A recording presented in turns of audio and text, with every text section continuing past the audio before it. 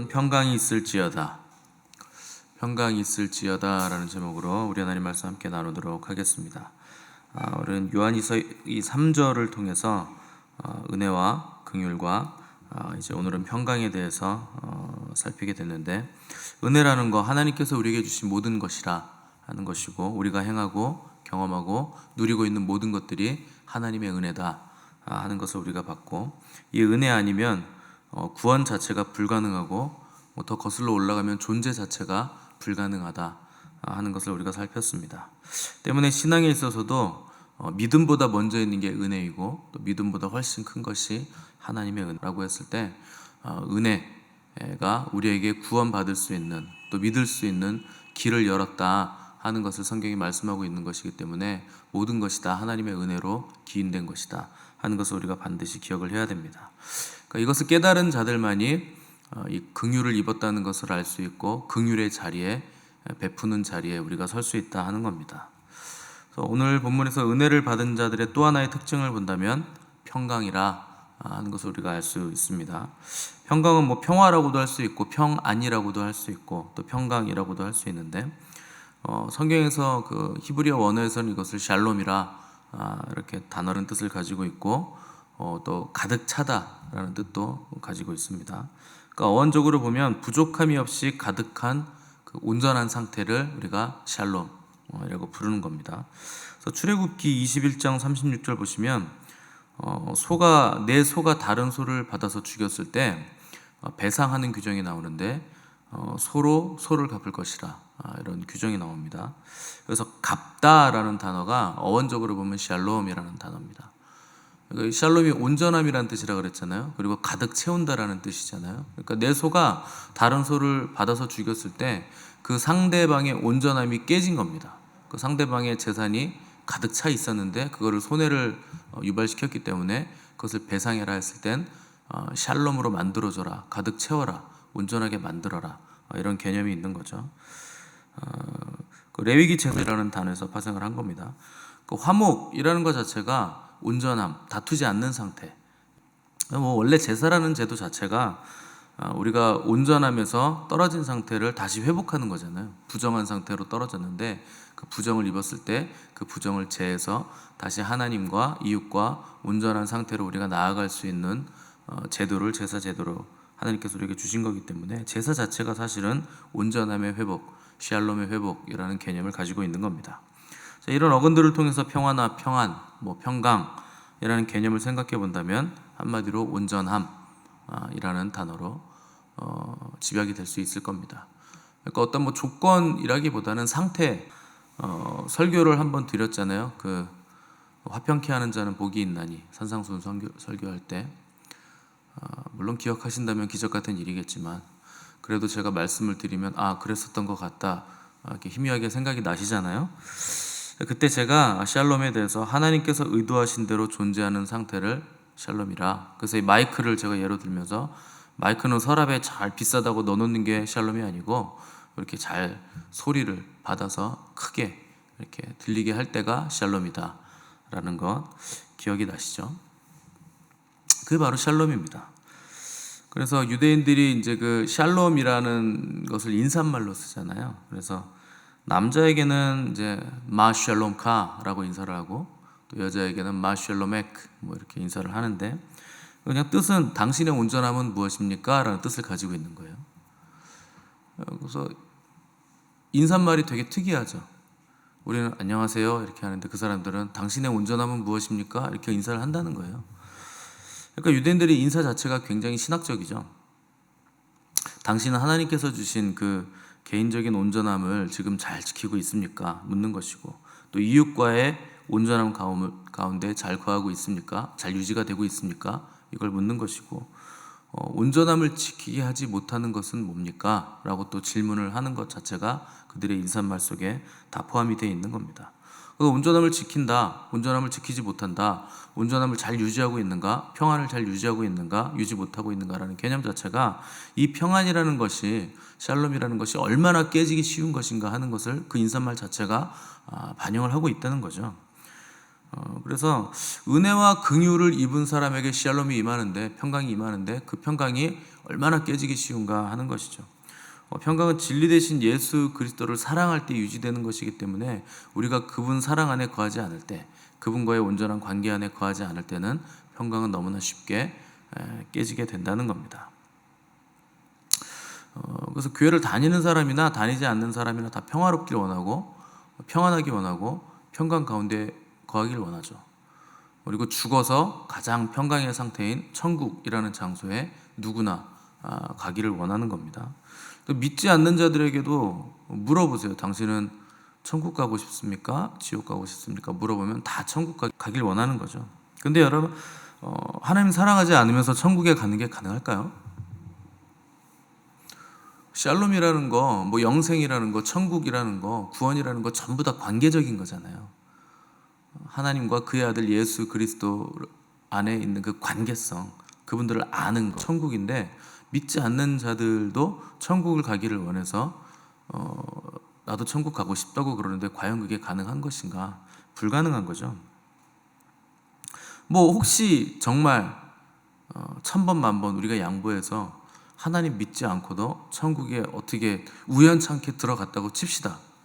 그럼 거기서 뭘 하겠습니까? 뭘 할까요? 천국 가가지고 하나님 믿지 않는 사람이 하나님이 계신 천국에 가서 뭘 하겠습니까? 천국은 완전한 곳인데, 그런 천국이라도 사실 그냥 가는 것 자체는 그게 중요한 게 아니에요. 거기서 뭘 어떻게 할 것 예배하잖아요. 그분 극진히 높이는 곳이잖아요. 아니, 우리야 여기서 제한된 예배를 드리고 있기 때문에 여기서도 1시간 드리는 것도 쉽지 않은데 영원토록 하나님을 예배한다고? 그럼 그게 천국인가 지옥인가? 이런 생각을 하시는 분들이 있을 수도 있겠죠. 근데 그런 정도의 개념은 아닌 겁니다. 굉장히 극치의 그 복과 경배로 인한 아주 그 환상적인 예배를 드릴 수 있는, 그리고 감격과 감동이 우리가 여기서 드리는 예배와는 비교할 수도 없는 곳이 천국이기 때문에 지금 여기와는 비교가 안 되죠. 아무튼 하나님을 그렇게 예배하는, 영원히 그분을 극진히 경배하고 예배하고 그분을 알아가는 것이 천국에 간다 한들 그 천국에서 도대체 뭘 하면서 존재를 하겠습니까? 아마 주님도 그런 사람이 천국에 있으면, 저기 실례지만 제가 처음 뵙는 분인데 누구세요?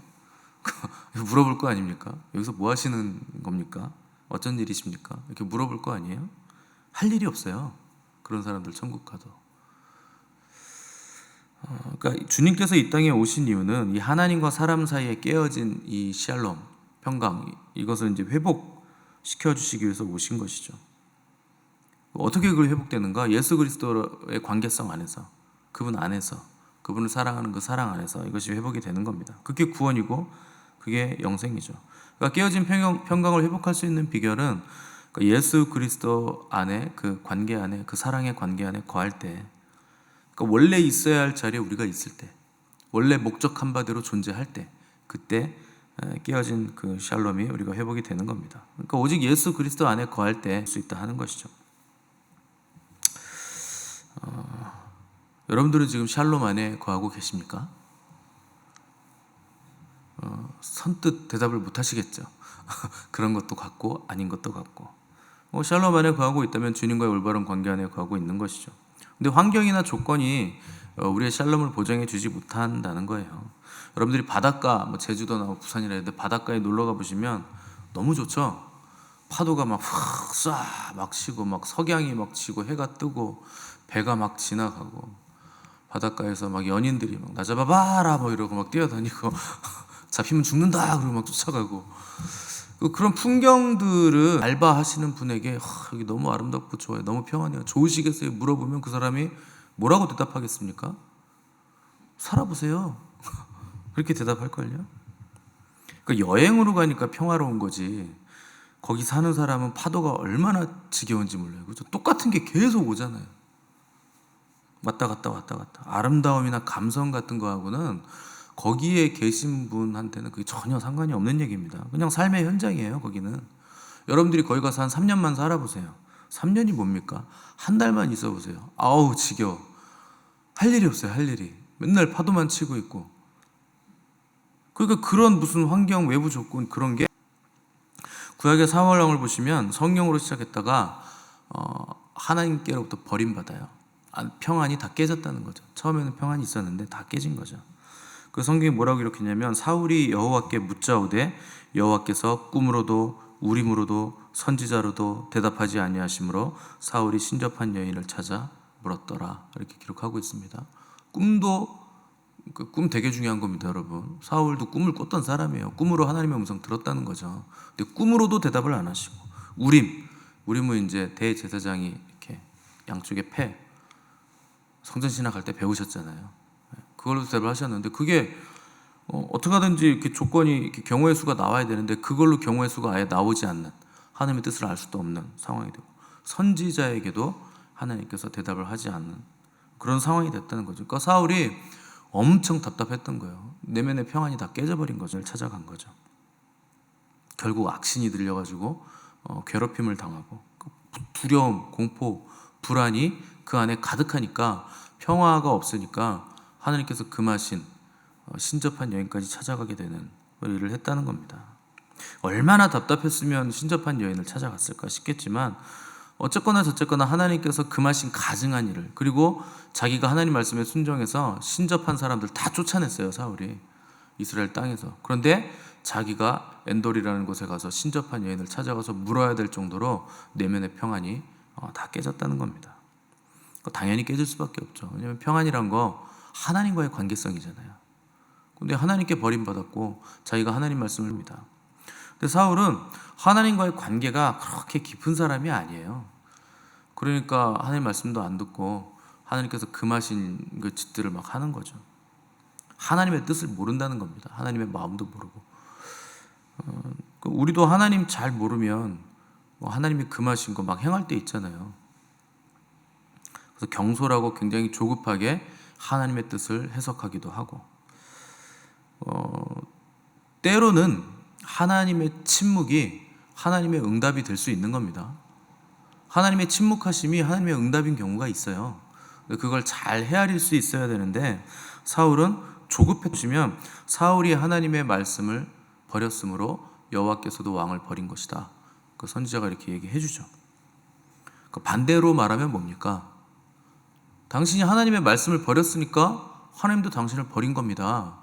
그럼 반대로 말하면 뭐예요? 당신이 돌이켜 회개하고 하나님의 말씀을 붙잡으면 하나님이 당신 용서해 주시고 다시 당신을 사랑해 주실 겁니다. 그 얘기잖아요.